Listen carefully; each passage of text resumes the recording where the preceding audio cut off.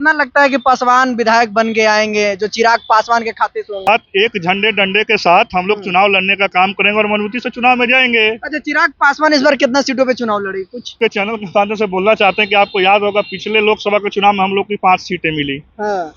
हम लोग का 100% स्ट्राइक रेट रहा और मुझे घटक दल से और एनडीए के शीर्ष नेतृत्व से ये उम्मीद है कि हम लोगों की हमारी पार्टी को सम्मानजनक सीटें मिलेंगी। इसमें कोई किंतु परंतु की बात नहीं है। विधानसभा चुनाव बेहद नजदीक है, लेकिन एनडीए के जो प्रत्याशी है कहीं ना कहीं दावा कर रहे हैं और जीतन राम मांझी साफ तौर पे कह दें कि 35 से 40 सीटों पे चुनाव लड़ेंगे। लेकिन दिनेश जी हैं एलजेपी का प्रवक्ता है, मुखर होकर अपनी बातों को रखते हैं, इनसे जानने के प्रयास करेंगे चिराग पासवान कितने सीटों पे बिहार में चुनाव लड़ेंगे, इसी मुद्दा पे बात करेंगे। कैसे हैं दिनेश जी?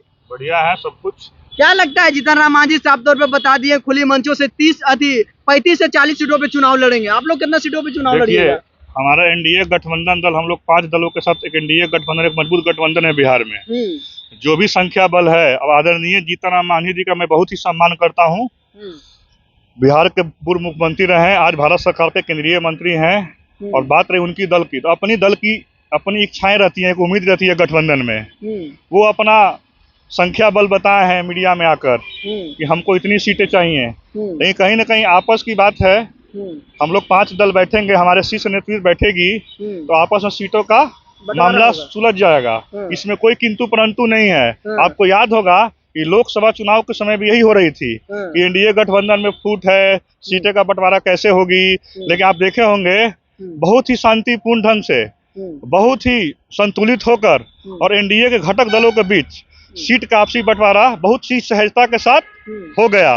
उसी तरह आपको बता देना चाहते हैं कि बिहार विधानसभा 2025 का है, जो बिहार की गठबंधन की जो हमारे 5 दल की जो सीटें हैं, आपस में परिपूर्णता के साथ, सहजता के साथ आपस में सीटें का बंटवारा हो जाएंगी। कहीं ना कहीं आप लोग जो है जीतन राम मांझी को नजरअंदाज कर देते हैं। आप देख लीजिए झारखंड का चुनाव देख लीजिए, दिल्ली का चुनाव देख लीजिए, एक भी सीट कहीं ना कहीं एनडीए नहीं दिया। तो क्या नजर आता है इस बार भी? देखिए, नजरअंदाज किसी को नहीं किया जाता है, कहीं पे भी नहीं। हम लोग एनडीए घटक के 5 दल हैं और इसके लिए एनडीए के घटक दलों के शीर्ष नेतृत्व तय करते हैं कि गठबंधन में किसके पास कितने सीटें आएंगी, कौन सीट पे कहां से चुनाव लड़ेंगे। तो कहीं ना कहीं आपको बता देना चाहते हैं, आपके चैनल के माध्यम से, अगर हम सीटों की संख्या रखेंगे तो कहीं ना कहीं गठबंधन दल का एक मर्यादा टूटेगा। तो जब कुछ सब कुछ क्लैरिटी हो जाए, साफ सुथरा हो जाए, तभी गठबंधन दल की सीटों का हम लोग साझा करेंगे। और बात है जीतन राम मांझी की, कि हर पार्टी की अपनी उम्मीद होती है, अपेक्षाएं होती हैं, महत्वाकांक्षा होती हैं कि हमारे दल कितना से कितना ज्यादा सीटों पर चुनाव लड़े। जब भी मांझी जी कुछ बोलते हैं तो आप लोग कहीं ना कहीं जो है एनडीए के जो है लीडर हैं, जो नेता हैं, उन नकल कस देते हैं। जब बोले कि 30 से 40 सीटों पे हम चुनाव लड़ेंगे, तो यहाँ जो है वो संतोष सुमन को जो है मंत्री पद से हटा देते हैं आप लोग।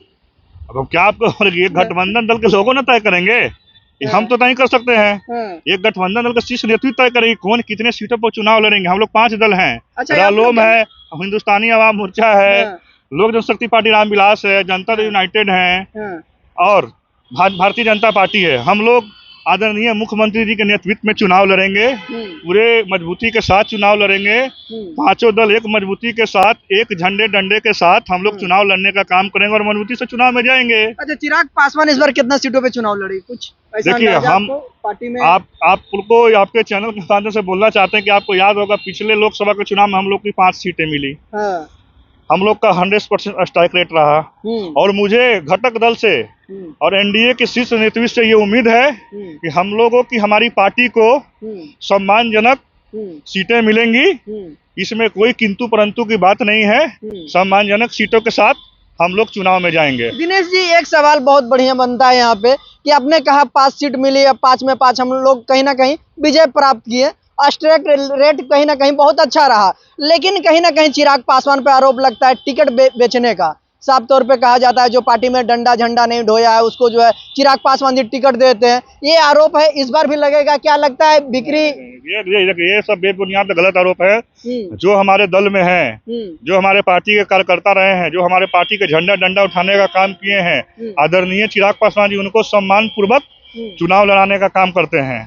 हमारे आप खगड़िया के सांसद देखे होंगे राजेश वर्मा जी, वो अब 2020 के भी विधानसभा के चुनाव लड़े हैं। करीब उनको 22 से 23 हजार मत आया है। तो 2020 के विधानसभा चुनाव लड़े, हमारे दल के वो वहाँ के जिला अध्यक्ष रहे हैं, डिप्टी मेयर रह चुके हैं। तो कहीं ना कहीं हमारे नेता ने उन पर विश्वास जताया और उनको टिकट देने का काम किया, और टिकट देने का काम किया, चुनाव जीत कर भी आए। तो हमारे नेता ऐसा कोई सोच नहीं है, भागीदारी कार्यकर्ताओं को होगी, कार्यकर्ताओं को सम्मान मिलेगी, और कोई टिकट बेचने उसने ऐसा कोई आरोप नहीं है, सब बेबुनियाद आरोप है। हमारे दल में कार्यकर्ताओं को सम्मान मिलती है और हमारे नेता बहुत ही सम्मान देने का काम करते हैं। इस बार कितना लगता है कि पासवान विधायक बन के आएंगे, जो चिराग पासवान के खाते से होंगे? देखिए, हमारे नेता तो किसी जाति के तो नेता नहीं है, हमारे नेता किसी जाति का नेता नहीं है, हमारे नेता जमात के नेता हैं, और उनका स्लोगन ही है धर्म न जात करे सबकी बात। तो सभी जातियों को लेकर चलने का काम करेंगे, या सभी जातियों को सम्मान देने का काम करेंगे। कोई अगरा, कोई पिछड़ा, कोई दलित, कोई महादलित नहीं, सभी को साथ में लेकर चलने का हमारे नेता काम करते हैं, और सभी को सम्मानजनक सीटें मिलेंगी। चलिए, बहुत बहुत धन्यवाद आपका दिनेश जी।